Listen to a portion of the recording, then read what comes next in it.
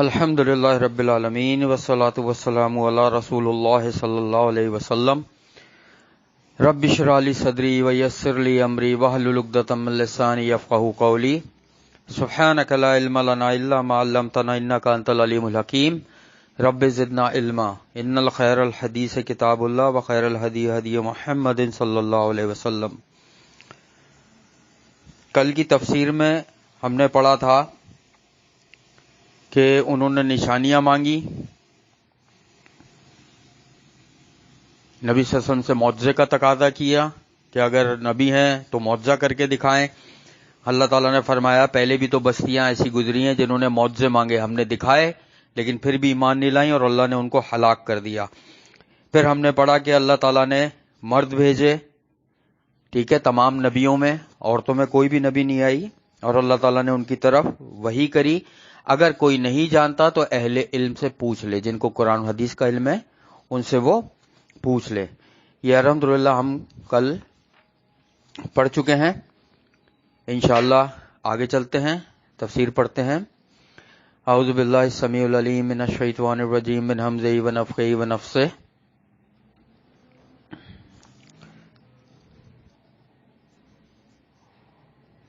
وما جعلناهم جسدا لا يأكلون الطعام وما كانوا خالدين۔ اور نہیں ہم نے بنایا تھا ان رسولوں کو ایسے جست کہ نہ وہ کھاتے ہوں کھانا اور نہ تھے وہ ہمیشہ زندہ رہنے والے۔ اللہ تعالیٰ فرما رہے ہیں ہم نے جتنے بھی نبی اور رسول بھیجے ان کو ایسا نہیں بنایا، ان کے جسم ایسے نہیں تھے کہ جو کھانا نہ کھائیں، یا وہ ایسے نہیں تھے کہ وہ ہمیشہ زندہ رہتے۔ یہ آیت صاف طور پہ یہ بات بتاتی ہے جتنے نبی اور رسول اللہ کی طرف سے آئے ہیں سب انسان تھے، سب کو اللہ نے ایسا بنایا تھا کہ ان کے جسم کو کھانے کی ضرورت تھی اور وہ ہمیشہ زندہ رہنے والے نہیں تھے۔ وما کانوا خالدین، اللہ فرما رہا ہوں نہیں تھے وہ خالدین ہمیشہ رہنے والے۔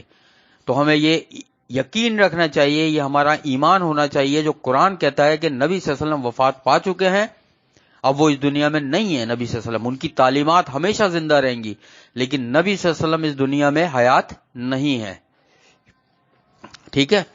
تو اللہ تعالیٰ نے فرما دیا کہ ان کے جسم ایسے نہیں تھے، ان کو کھانے کی بھی ضرورت تھی، اور جب کھانے کی ضرورت ہوتی ہے تو انسان بیمار بھی ہوتا ہے، اس کو رفع حاجت بھی ہوتی ہے، جو صاف حدیثوں سے پتہ لگتا ہے۔ نبی صلی اللہ علیہ وسلم بیمار بھی ہوئے، رفع حاجت کے لیے بھی جاتے تھے، ٹھیک ہے، یعنی واش روم کی حاجت بھی ہوتی تھی، اس کے لیے بھی جاتے تھے، ٹھیک ہے۔ جب جسم تھا تو نبی صلی اللہ علیہ وسلم لباس بھی پہنتے تھے، ٹھیک ہے۔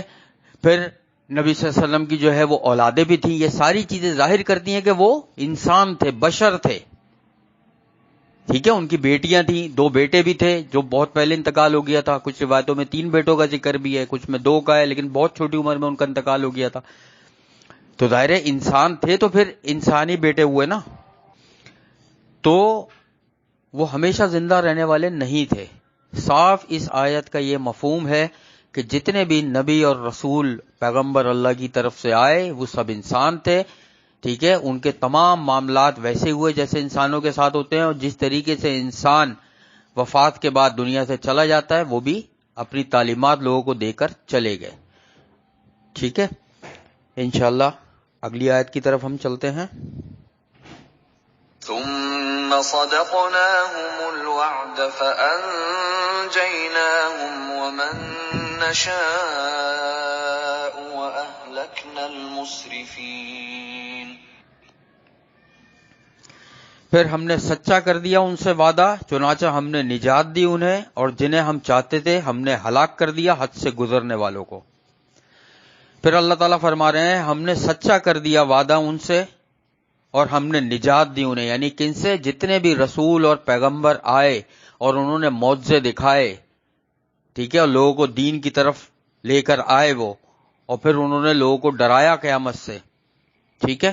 اللہ تعالیٰ نے ان کو تو بچا لیا، ان کو نجات دی، اور جو ایمان نہیں لائے تھے، جو راہ سے بھٹک گئے، جنہوں نے انبیاؤں کی باتوں کو نہیں مانا، کھیل کود میں لیا، اللہ تعالیٰ فرما رہے ہیں کہ ہم نے ان کو ہلاک کر دیا اور وہ حد سے گزرنے والے تھے۔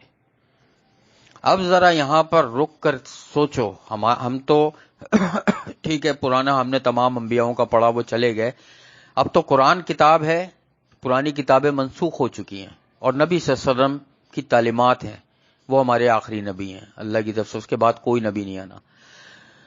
تو ہم کیا کر رہے ہیں؟ کیا ہم ان کی تعلیمات پر عمل کر رہے ہیں، یا ہم بھی اپنی من چاہی زندگی، من چاہی باتوں پر عمل کر رہے ہیں، یا سنی سنائی باتوں پر عمل کر رہے ہیں؟ یاد رکھو اللہ تعالیٰ فرما رہے ہیں کہ جنہوں نے نبیوں کی بات کو نہیں مانا اللہ نے ان کو ہلاک کر دیا۔ تو کیا ہم ہلاکت کی طرف تو نہیں بڑھ رہے ہیں؟ ہم اپنا ہر عمل دیکھیں اور اس کو تولیں کہ نبی صلی اللہ علیہ وسلم نے وہ عمل کیا تھا نہیں کیا تھا۔ ہر چیز اپنی تولیں، نماز، وضو، روزہ، حج، زکوٰۃ، عمرہ، صدقہ، خیرات، قربانی، ہر وہ چیز دیکھیں کہ نبی صلی اللہ علیہ وسلم نے وہ کیسے کی، اللہ تعالیٰ نے ان کو نمونہ بنا کر بھیجا ہے۔ جو عمل بھی نبی صلی اللہ علیہ وسلم کی سنت سے ہٹ کر ہوگا وہ ریجیکٹڈ ہے، وہ اللہ تعالیٰ قبول نہیں کرے گا، جتنا ہی شاندار کیوں نہ ہو۔ بس یہ اللہ کا معیار ہے۔ ایک آدمی روزانہ رات میں 200 نفل پڑھتا ہے، 200 نفل پڑھتا ہے، دھیان سے سننا میری بات، میں کیا کہنے جا رہا ہوں، روزانہ 200 نفل، مجھے زیادہ ثواب ملے گا، یہ ریجیکٹڈ ہے عمل، یہ حدیث سے ثابت ہے۔ میں حدیث سناتا ہوں صحیح بخاری کی، کہ 3 شخص نبی صلی اللہ علیہ وسلم کے گھر پہ آئے، نبی صلی اللہ علیہ وسلم گھر پہ نہیں تھے، ان کی زوجہ موجود تھیں، میرا خیال ہے اما عائشہ صدیقہ رضی اللہ تعالیٰ عنہ تھی۔ تو تینوں شخص نے پوچھا کہ نبی صلی اللہ علیہ وسلم کا معمول بتائیں آپ کیا ہے، تاکہ ہم بھی اس حساب سے عمل کر سکیں۔ انہوں نے بتایا وہ روزے بھی رکھتے ہیں، رات میں قیام اللیل بھی کرتے ہیں، تہجد بھی پڑھتے ہیں، روزے بھی رکھتے ہیں، ٹھیک ہے۔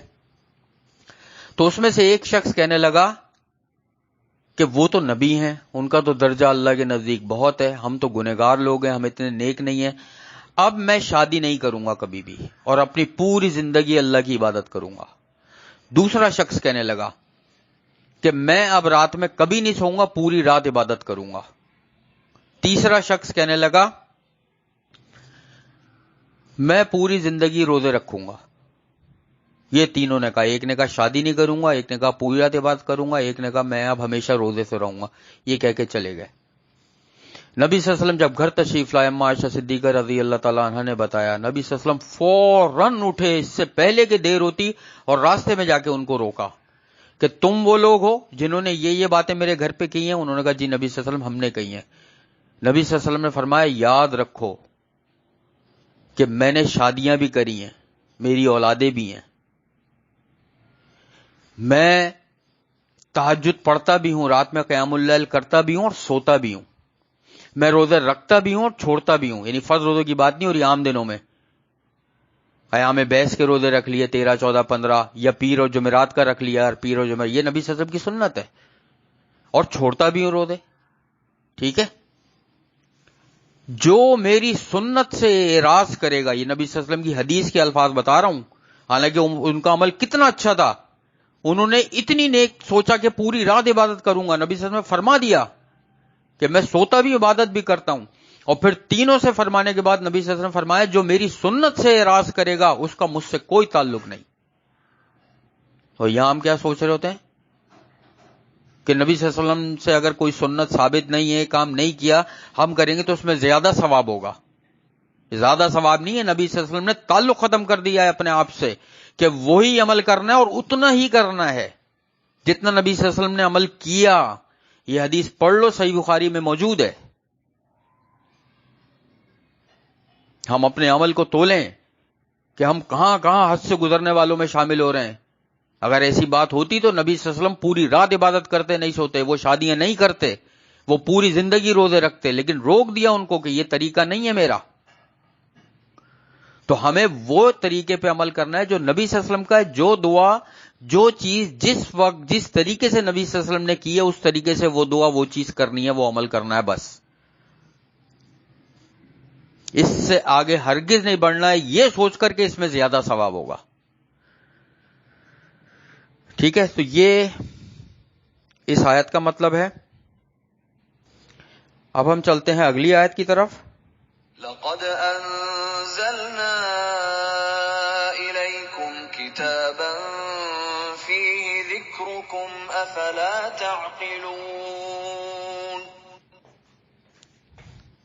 البتہ تحقیق ہم نے نازل کی تمہاری طرف ایک کتاب، اس میں تمہارا ذکر ہے، کیا پھر تم نہیں سمجھتے؟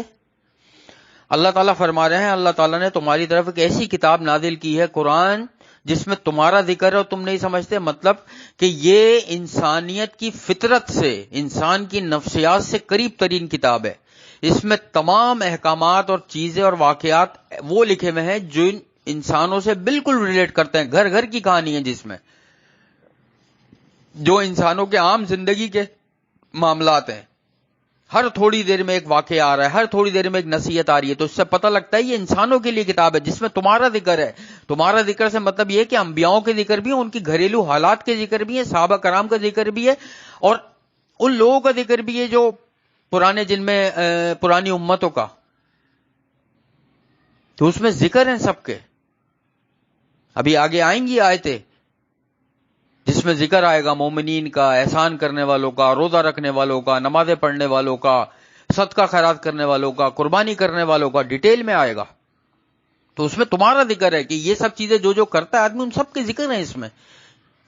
اور پھر اللہ تعالیٰ فرما رہے ہیں کہ تم نہیں عقل رکھتے یا تم سمجھ بوجھ نہیں رکھتے پھر بھی کہ یہ کوئی یہ پتہ ہے کس اس کا جواب ہے؟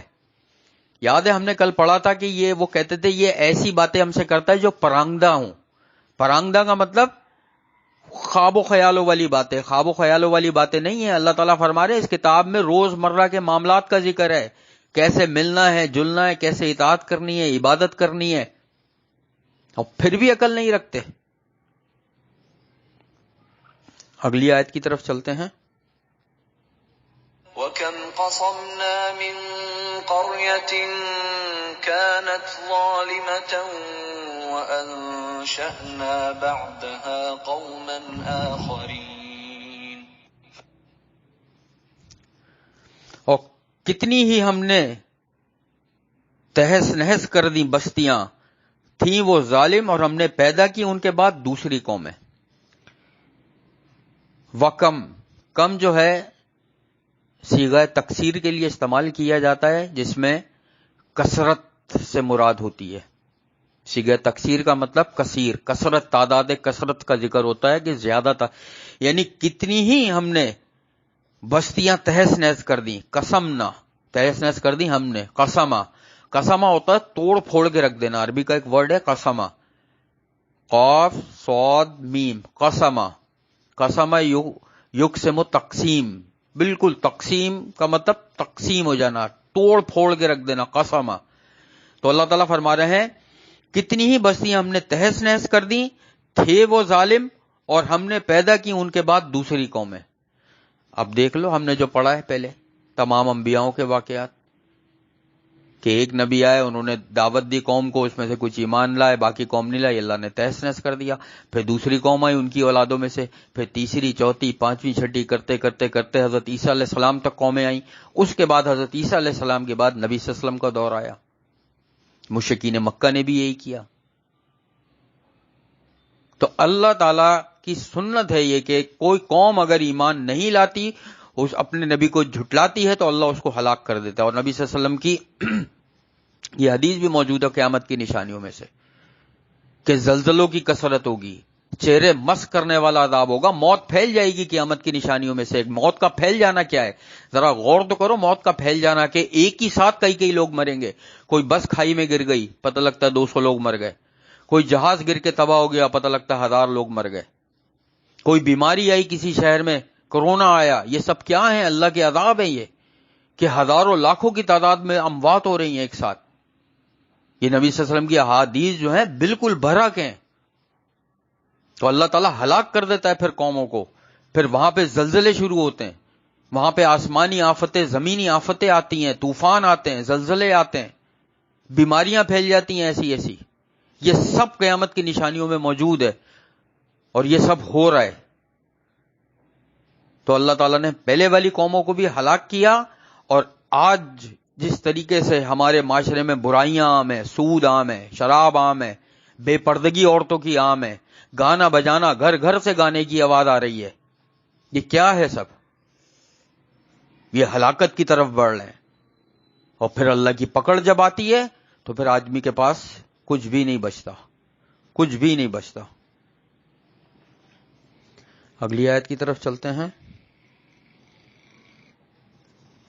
فَلَمَّا أَحَسُّوا بَأْسَنَا إِذَا هُم مِّنْهَا يَرْكُضُونَ. چنانچہ جب انہوں نے محسوس کیا ہمارا عذاب تب وہ لوگ ان بستیوں سے تیز بھاگتے تھے. اللہ تعالیٰ فرما رہے ہیں جب ہمارا عذاب محسوس کیا، پہلے تو جھٹلا رہے تھے، ہنسی کھیل مذاق میں لے رہے تھے، لیکن جب محسوس کیا ہوائیں چلنے لگیں. پھر یاد کرو صالح علیہ السلام کی قوم سمود عاد پہ کہ چیخوں کی آواز آئی تھی، پھر بادل کے کڑکنے کی آواز تھی، تو پھر وہ بھاگنا شروع ہوئے. لیکن کوئی فائدہ نہیں تھا ایسے بھاگنے کا، کوئی بھی فائدہ نہیں تھا. اللہ کا عذاب جب آتا ہے تو کوئی کہیں بھاگ سکتا ہے؟ کوئی فائدہ نہیں ہوا ان کو بھاگنے کا. وہ قومیں تہس نہس کر دی گئیں، بلکہ اوندے منہ، ہم نے پڑھا ہے کہ اوندے منہ جس طرح اپنے گھروں میں پڑے تھے، اوندے منہ پڑے کے پڑے رہ گئے. آنکھیں پھٹ گئیں ان کی، اور کانوں سے آنکھوں سے خون آ گیا، اور اسی حالت میں ہلاک ہو گئے، تباہ و برباد ہو گئے. یہ ہوتا ہے اللہ اور اس کے رسول کی نافرمانی کا انجام. یہ مت دیکھو دنیا کس کو کتنی مل رہی ہے، پیسہ مل رہا ہے، عزت مل رہی ہے، شہرت مل رہی ہے. یہ دیکھو کہ وہ دین پر کہاں کھڑا ہوا ہے، وہ اللہ کی حرام کردہ چیزوں سے بچا ہوا ہے اور حلال کی طرف ہے یا نہیں ہے.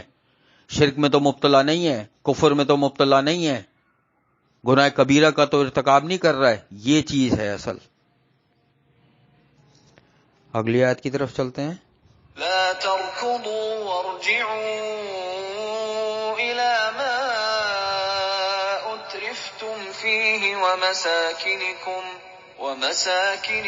لعلكم تسألون.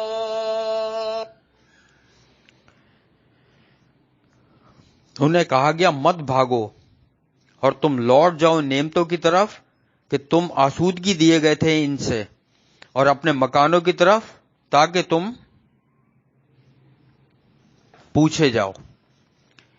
یہ اصل میں ہوا یہ تھا جب ان پر فرشتے عذاب لے کر آئے نا، تو فرشتوں نے کہا، یہ آواز وہ تو نہیں سن سکتے تھے، فرشتوں نے کہا کہ اب بھاگ کر کہاں جاتے ہو، اب اللہ کا عذاب آ رہا ہے، جاؤ نا اپنے گھروں میں جن کو تم نے اپنے قلعے بنایا ہوا تھا.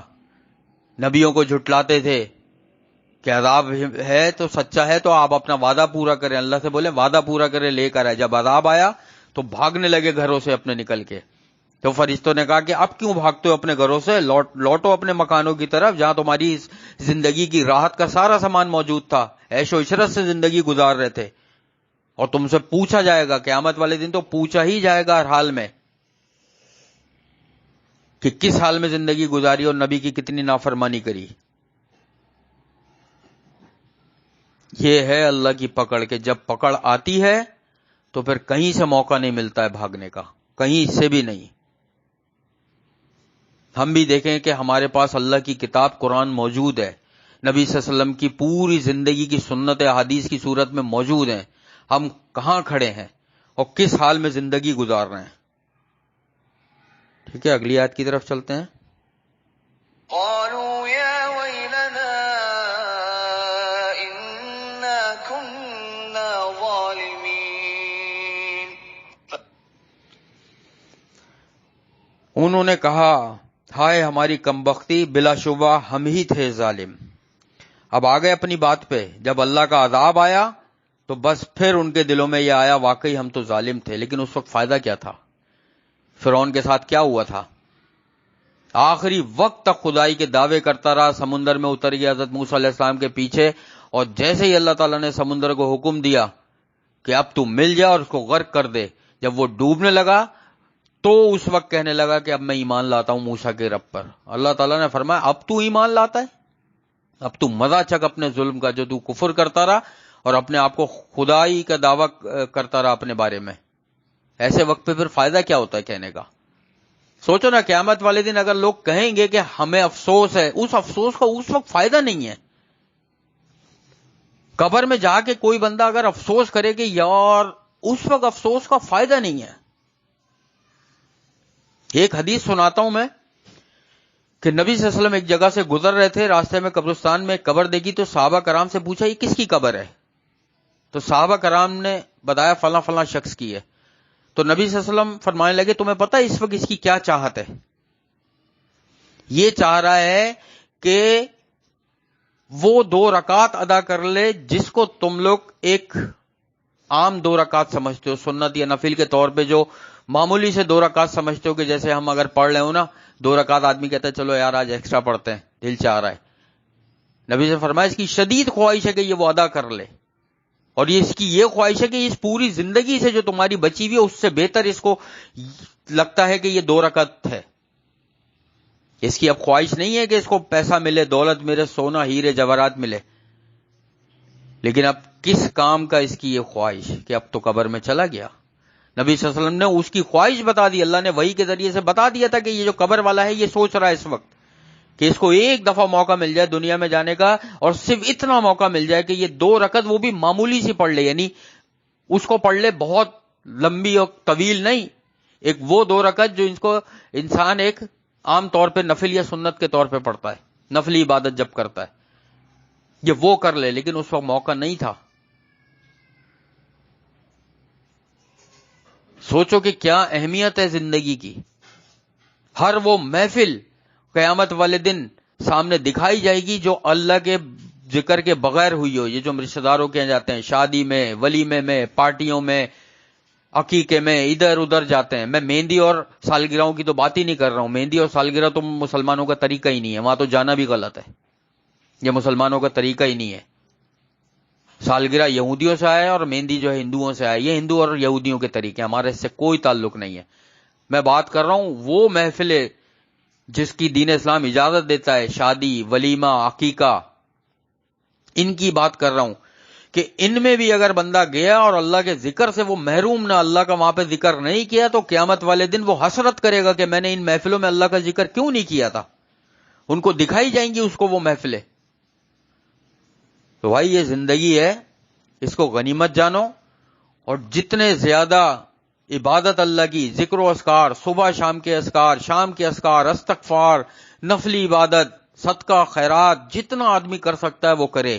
کیونکہ قبر میں جانے کے بعد شدید ترین اس بندے کی خواہش ہوگی کہ کاش مجھے معمولی سی زندگی اور مل جائے اور میں دنیا میں جا کے الحمدللہ پڑھ لوں، اللہ اکبر کہہ دوں، یا 2 رکعت معمولی سے، خفیفتان ایک لفظ ہے حدیث میں کہ بہت معمولی سے بھی اگر اجازت مل جائے تو میں کر لوں. پوری زندگی سے قیمتی ہے، لیکن اس کو نہیں اجازت ملے گی. یہ زندگی بہت قیمتی ہے. اللہ نے بہت، اور زندگی ایک لائف لائن ہے بس. ہر چیز کی آدمی کے پاس لائف لائن ہوتی ہے. زندگی جو ہے نا ون اینڈ اونلی، بس ایک ہی لائف لائن ہے جو ختم ہوئی، دی اینڈ. اس کے بعد کچھ نہیں ہے. دوبارہ نہ موقع ملنا ہے اور نہ کوئی ایسے معاملات ہوں گے کہ آپ کو یہ موقع دیے جائیں گے. اس لیے قرآن پڑھو، سمجھو، اس پہ عمل کرو. جیسے نبی صلی اللہ علیہ وسلم نے بتایا ویسے عمل کرنا ہے. اس پہ بھی میں حدیثیں بتا چکا ہوں ساری، اس سے رتی برابر بھی آگے نہیں بڑھنا ہے اور لوگوں تک پہنچاؤ. بس دین کتنا آسان ہے، اتنا آسان ہے. ہم کیوں اپنے آپ کو مشکلوں میں ڈالیں؟ وہ 3 شخص جو آئے تھے نبی صلی اللہ علیہ وسلم کے پاس، وہ مشکل میں ڈال رہے تھے اپنے آپ کو. نبی صلی اللہ علیہ وسلم فرمایا دین آسان ہے، کیوں مشکل میں ڈال رہے ہو بھائی؟ میں روزے رکھتا بھی ہوں اور چھوڑتا بھی ہوں. فرض روزوں کی بات نہیں ہو رہی، بات ہو رہی ہے کہ جو نفلی روزے آدمی رکھنا چاہے. نبی صلی اللہ علیہ وسلم فرمایا میں رات میں سوتا بھی ہوں، عبادت بھی کرتا ہوں، میں نے شادیاں بھی کی ہیں، میری اولادیں بھی ہیں. کتنا آسان ہے دین، بتاؤ. وہ اپنے آپ پہ مشکل کر رہے تھے، اللہ نے تو اتنی آسانی رکھی. ہم کیوں اپنے آپ پہ ایک تو مشکل کریں اور پھر اللہ کے آگے جواب بھی دیں؟ سوچو کتنی بڑی گمراہی ہے پھر ان لوگوں کے لیے. ایک تو اپنے آپ کو مشکل میں ڈال لیں کہ زیادہ ثواب حاصل کرنے کے چکر میں وہ کام کر رہے ہیں کہ جو نبی صلی اللہ علیہ وسلم نے نہیں کیے. اور پھر کیا ہوگا؟ ایک تو مشکل میں ڈال لیں، پھر قیامت والے دن یہ بھی جواب دینا پڑے گا نبی صلی اللہ علیہ وسلم نے نہیں کیے تھے، یہ کس کے کہنے پہ کیے تم نے؟ بس بتاؤ. جس کے کہنے پہ کیے جا کے اس سے حساب لو. یہ نبی کا، میرے نبی کا اللہ فرما دیں گے طریقہ نہیں تھا. تو اللہ تعالیٰ سے دعا ہے جو کچھ بھی ہم نے پڑھا ہے اس پہ عمل کرنے کی توفیق عطا فرمائے. یا حیو یا قیوم برحمتک استغیث اللہم صلی علی محمد وعلی آل محمد. یا اللہ جو کچھ بھی ہم نے تیرے کلام سے پڑھا ہے، نبی صلی اللہ علیہ وسلم کی سیرت کے اور سنتوں کے بارے میں پڑھا ہے، ہمیں اس پر عمل کرنے کی توفیق عطا فرما دے. ہم سب کے تمام صغیرہ کبیرہ گناہوں کو معاف فرما دے. ہمارے والدین، بہن بھائی، رشتہ دار، پڑوسیوں، سب کے گناہوں کو بخش دے اور سب کو بہترین صحت اور ہدایت عطا فرما دے. اللہ جتنے سننے والے بھی یہ بیان سن رہے ہیں اور یہ محفل میں جمع ہے میرے اللہ، ان سب کی تمام مشکلات، پریشانیاں، بیماریوں، آزمائشوں کو دور فرما دے میرے اللہ۔ ہے میرے اللہ، جس طرح تو نے دنیا میں ہم سب کو قرآن پاک کی خاطر جمع فرمایا ہے، قیامت والے دن اور جنت الفردوس میں بھی ہم سب کو اسی طریقے سے جمع فرما دیجیے گا۔ اے اللہ، تو ہمارے گھروں میں، ہمارے رزق میں، ہمارے علم میں، ہمارے عمل میں بے حساب برکتیں عطا فرما دیجیے اور اس میں اضافہ فرما دیجیے۔ ہماری موت اس حال میں آئے کہ ہم خالص ایمان کی حالت میں ہوں اور تو ہم سے بہترین طرز پر راضی ہو میرے اللہ۔ آخرت میں ہمارا حساب کتاب انبیاء، شہداء، صدیقین اور سلف صالحین کے ساتھ فرما دیجیے گا۔ ہمیں نبی صلی اللہ علیہ وسلم کا ساتھ، ان کی شفاعت اور ان کے ہاتھوں سے آب کوثر نصیب فرما دیجیے گا۔ ہم سب کو ان 70,000 لوگوں میں شامل فرما دیجیے گا جو بغیر حساب کتاب کے تیری رحمت سے جنت الفردوس میں جائیں گے۔ اللہم انا نسألوک الہدی والتقی والعفاف والغنی، اللہم انا نسألوک الجنت الفردوس وقنا عذاب النار، اللہم انا نسألوک الجنت الفردوس وقنا عذاب النار، اللہم انا نسألوک الجنت الفردوس وقنا عذاب النار۔ ربنا تقبل منا انك انت السميع العليم وتب علينا انك انت التواب الرحيم۔ سبحان الله عما يصفون وسلام على المرسلين والحمد لله رب العالمين۔ سبحانك اللهم وبحمدك نشهد ان لا اله الا انت نستغفرك ونتوب اليك۔ السلام علیکم ورحمۃ اللہ وبرکاتہ۔